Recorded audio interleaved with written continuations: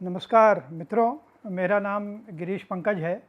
रायपुर छत्तीसगढ़ में रहता हूँ। रायपुर छत्तीसगढ़ की राजधानी है। छत्तीसगढ़ के बारे में आपको पता है ना, ये वही छत्तीसगढ़ है जो भगवान राम का ननिहाल है। माता कौशल्या छत्तीसगढ़ की ही थी, इसी कारण छत्तीसगढ़ और राम का बड़ा गहरा संबंध है। खैर चलिए, राम और छत्तीसगढ़ के बारे में फिर कभी बात करेंगे।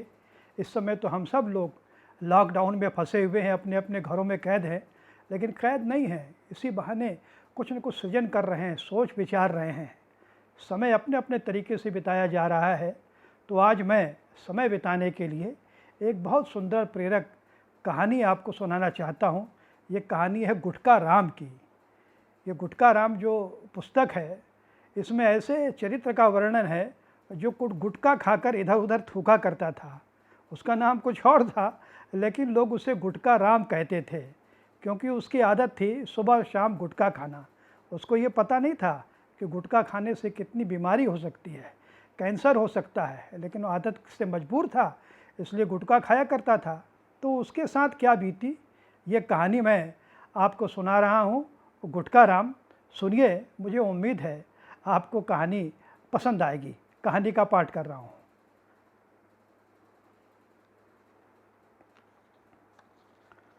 तो शुरू करते हैं कहानी गुटका राम की। उसका नाम था तोता राम, लेकिन हर कोई उसे गुटका राम कहता था। वह काम का न काज का, दुश्मन अनाज का था, यानी बेरोजगार, फिर भी पिता की कमाई पर मज़ा कर रहा था। उसकी जेब में हर समय गुटखे के 2-4 पाउच पड़े रहते, वह भी जर्दे वाले पाउच। तोता राम गुटखा खाने के बाद सबको शान से देखता, ऐसा लगता जैसे गुटखा खाकर उसने कोई बड़ा मैदान मार लिया हो। एक दिन सरपंच काका बोले, बेटा, तेरे मुंह में हर घड़ी गुटखा भरा रहता है, इसे छोड़ दे, यह बुरी आदत है। आज तू गुटखा खा रहा है, कल गुटखा तुझे खा लेगा। तोताराम हंसकर बोला, वाह, ऐसे कैसे खा जाएगा काका, एक बार आप भी तो खाकर देखो, माँ कसम सीधे स्वर्ग दिखाई देगा। सरपंच ने कहा, अभी स्वर्ग दिखता है, कल तू स्वर्गवासी हो जाएगा। मेरी मान, सुधर जा। लगता है तू अखबार नहीं पढ़ता, कितनी बार तो छपता रहता है कि गुटखा खाने से मुंह में फोड़ा हो जाता है। यह फिर भी ठीक नहीं होता बेटा, इसे कैंसर कहते हैं, कैंसर, कुछ पता है? तोताराम बोला, काका, मुझे डराने की कोशिश मत करो, मैं बहुत बहादुर हूँ, रोज़ मार धाड़ वाली फिल्में देखता हूँ। ठीक है बेटा, जैसी तेरी मर्जी। लगता है तू सुधरने से रहा, जब तुझे कुछ हो जाएगा ना, तब पछताएगा, याद करेगा मेरी बात। अभी तू समझने से नहीं रहा, जवानी का जोश है ना, तू होश में नहीं है। समझदार को इशारा काफ़ी होता है बेटे, लेकिन तू तो नासमझी का ठेकेदार बन गया है, भुगतेगा। तोताराम बोला, मैं नासमझ नहीं हूँ काका, आप है नासमझ। अरे गुटखा का मतलब ही होता है गुट और खा, गुट खा, इसलिए तो इसका नाम पड़ा है गुटखा, और आप कहते हैं मैं नासमझ हूँ। तोताराम की बात सुनकर सरपंच बहुत जोर से हंसे और बोले, ठीक है बाबा, तू जीता मैं हारा, जा अब तू अपना काम कर। तोताराम चला गया। रास्ते में उसने एक गुटखा निकाला, पीछे मुड़कर देखा, फिर गुटखा सीधे मुंह के भीतर। सरपंच काका सोच रहे थे, गांव के लड़के गुटखा खा खा कर अपनी सेहत बिगाड़ रहे हैं।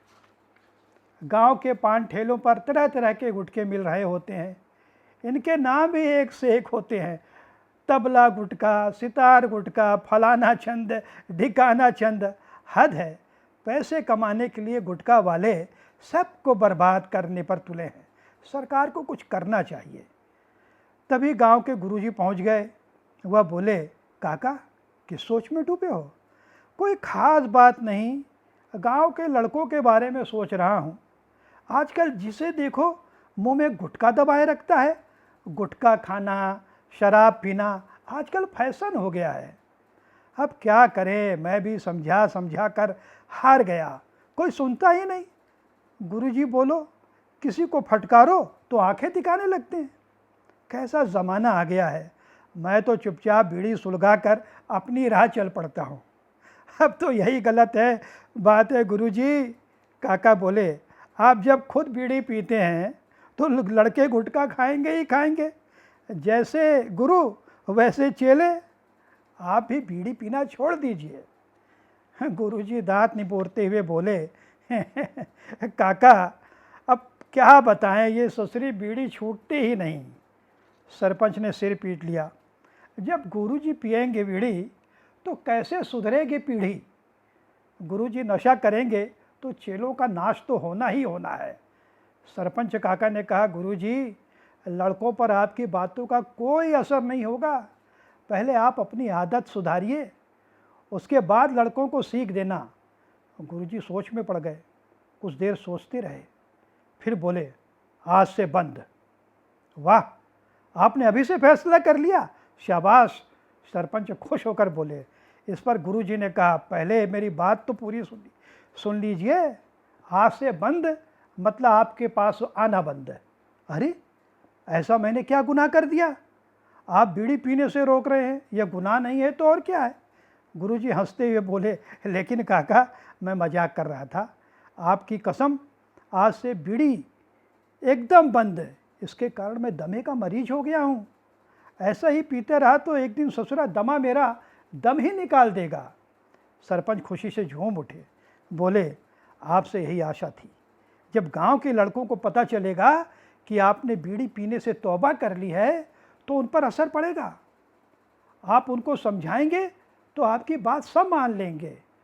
गुरुजी बोले, पता नहीं कहना मानते हैं या नहीं, आजकल के लड़के हैं, कहते हैं मैं ये करूं वो करूं मेरी मर्जी। वो गाना नहीं सुना, अपनी बात की भी नहीं सुनते, मेरी क्या खाक सुनेंगे। सरपंच ने कहा, फिर भी कोशिश करके देखिए। गुरुजी चले गए। रास्ते में बीड़ी की तलब लगी। उन्होंने जेब में हाथ डाला, लेकिन सरपंच को दिया वचन याद आ गया। गुरुजी ने जेब से बीड़ी का बंडल निकाला और उसे फेंक दिया। समय बीतता गया। एक दिन गांव में डॉक्टरों का एक दल आया। उसने गांव के हर लड़के को चेक किया।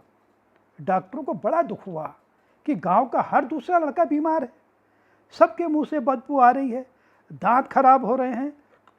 कुछ लड़कों के मुंह पूरी तरह से खोल भी नहीं रहे थे और कुछ के मुंह में छाले पड़े हुए थे। कुछ लड़कों के गालों में फोड़े हो चुके थे। तोता राम के मुंह में भी छाले पड़ चुके थे। उसका मुंह भी ठीक से नहीं खुल रहा था, लेकिन उसका गुटखा खाना कम नहीं हुआ था। एक डॉक्टर ने कहा, देखो भाई, अभी भी समय है, सुधर जाओ वरना मुंह में कैंसर हो जाएगा। अभी शुरुआत है, गुटखा खाना छोड़ दो, हम कुछ दवाइयाँ दे रहे हैं, इससे छाले ठीक हो जाएंगे। अगर कहना नहीं मानोगे तो बाद में पछताना पड़ेगा। डॉक्टर ने तोताराम को कुछ फ़ोटो दिखाए। फ़ोटो में इन लोगों के चेहरे थे जो बहुत गुटखा खाते थे। उनको कैंसर हो गया था, उनके गाल काटने पड़े थे, उनका चेहरा डरावना लग रहा था। फ़ोटो के नीचे लिखा था, गुटखा खाने का नतीजा। फ़ोटो देखकर तोताराम का कलेजा कांप गया। वो बोला, बाप रे, इतनी भयानक हालत, ये सब गुटखा खाने से हुआ है। डॉक्टर ने कहा, हाँ भाई, बहुत अधिक गुटखा खाने से आखिर में ऐसा ही होता है। अब सोच लो, तुम्हारा सुंदर चेहरा कितना बदसूरत हो जाएगा। ऑपरेशन करने के बाद चेहरा भयानक हो जाता है। तोताराम की बोलती बंद हो गई। वह कुछ देर तक खामोश रहा, फिर उसकी आंखों में आंसू आ गए। वह बोला, डॉक्टर साहब, अब मैं भी गुटखे से परहेज कर लूँगा, तौबा कर लूँगा। आपने मेरी आंखें खोल दी, लेकिन एक बात बताइए, मेरा मुंह पूरा खुलना लगेगा ना? डॉक्टर ने कहा, मैं दवाई दूंगा, सब ठीक हो जाएगा, लेकिन पहले गुटखा तो छोड़ो। अब तुम गुटखा खाने के बजाय कसम खाओ कि आज से गुटखा बंद, दूसरे नशे भी छोड़ दो। इससे तुम्हारी सेहत भी ठीक रहेगी, 2-4 पैसे भी बचेंगे। तोताराम ने कहा, मैं कसम खाता हूँ, आज से गुटखा फुटका सब बंद। डॉक्टर ने कहा, तोताराम, अब तुमने कसम खा ली है, तुमको एक और काम करना है, बोलो करोगे? बोलिए डॉक्टर साहब। ज़रूर करूँगा। अब तुम गांव के बाकी युवकों को भी समझाओ, तुम गांव-गांव जाकर प्रचार करो। मैं तो कहता हूँ तुम गांव वालों को सेहत के लिए कुछ बातें सिखलाओ। तुम चाहो तो हमारे साथ काम करो, तुमको कुछ पैसे मिलने लगेंगे, तुम्हारी बेकारी भी दूर हो जाएगी, तुम शहर आकर मुझसे मिलना। तोताराम की समझ में नहीं आ रहा था कि ये क्या हो रहा है। वह खुशी से नाच उठा। वह सोच रहा था गुटखा खाने से नुकसान होता है, लेकिन मेरा तो फ़ायदा हो गया। डॉक्टर आ गए तो मेरा इलाज हो गया, मुझे काम भी मिल गया, मेरी बेरोजगारी भी दूर हो गई। तोताराम बोला, डॉक्टर साहब मैं आपसे ज़रूर मिलूँगा, आप मुझे काम दिला दें, बड़ी दया होगी। आप कहें तो मैं कुछ और लड़कों को भी तैयार करता हूँ। ज़रूर बात करो, हमें कुछ लड़के चाहिए, मैं सरकार से बात करूँगा, सबको काम दिलवाऊँगा। तुम लोग स्वास्थ्य कार्यकर्ता बनकर काम कर सकते हो। पहले तुम लोगों को कुछ बातें सीखनी होंगी, पूरी ट्रेनिंग होगी, फिर तुम लोग सेहत की बातें लोगों को समझाना।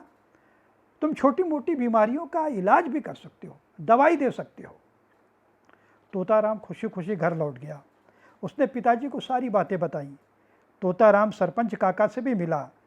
गांव के सभी लोग बड़े खुश हुए। अरे यह तो चमत्कार हो गया, अपना तोताराम सुधर गया, जिसकी आशा नहीं थी वह ठीक हो गया, बाकी भी ठीक हो जाएंगे। वह दिन और आज का दिन है। तोताराम अब गुटखा राम नहीं है, वह एक स्वास्थ्य कार्यकर्ता बन गया है। अब गांव के लोग उसे तोताराम जी कहकर बुलाते हैं। तोताराम। तो मित्रों, यह कहानी थी गुटखा राम कि कैसे तोताराम गुटखा राम बना और बाद में फिर तोताराम जी बन गया। हम सबको गांव वालों को गुटखा राम से तोताराम बनाना है। मुझे उम्मीद है यह कहानी आपको पसंद आएगी। भारतीय पुस्तक न्यास से यह किताब वर्षों पहले छपी थी, इसे आज मुझे पढ़ने का सौभाग्य मिला। उम्मीद है कहानी आपको पसंद आई होगी। बहुत बहुत आभार, बहुत बहुत धन्यवाद।